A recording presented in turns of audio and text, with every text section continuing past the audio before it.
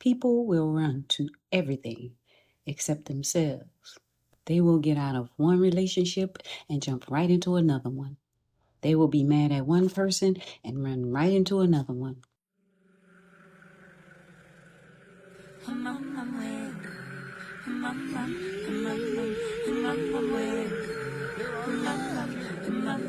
Because they're just running from themselves. When you can learn to be alone, you become a powerful being. When you're able to deal with those feelings that you feel when you're alone, then you master yourself. Those that don't have self-discipline, they lack identity. You find identity when you deal with yourself. A lot of people don't like to deal with that inner pain, that frustration, that feeling of losing control, that feeling of loss, that feeling of rejection, abandonment, all of those feelings that we've learned to have to cope with. So we're out there trying to cope with our inner feelings, with temporary things, with drugs, with alcohol, with people, porn, even church. People have to put a band-aid over those inner feelings with temporary things. And they're only temporary. But the soul is eternal. So when you want to fix that, you just can't run from that void within. You have to feel it. Those feelings of survival, those fight or flight hormones, they disrupt your inner harmony. But instead of running to things and drugs and alcohol and people, sit with yourself.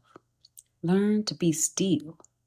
Learn to take some deep breaths and discover those old thought patterns that are triggering your fight or flight system. It is your thoughts that have been wreaking havoc on your life thus far. You've been trained to think that way. And it is your thoughts that are leading you to make bad decisions instead of dealing with what's inside of you. You run to things on the outside of you. That's not healing. That's only putting a band-aid over a wound. You don't need to be around people for comfort. You don't need to be at the bars. You don't need to have a drink. You just need to sit still. When you sit still with yourself and you start to observe your own thoughts, you become in control of your life. A higher consciousness takes control of your thoughts and rewire your whole system. The old coping habits haven't been good for you. They haven't been good for your body. And you can create new coping habits. Like me, I cope because I like doing videos. I like making these videos. And this is how I cope. This is my drug. This is what I run to when I'm in mental anguish. It helps me.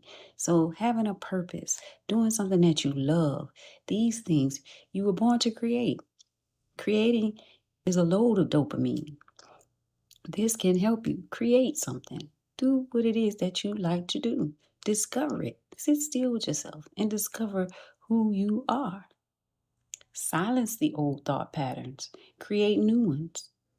Change the game. Stop running right into the patterns of the past that keeps you stuck. Start creating new paths. You have that power. Good luck.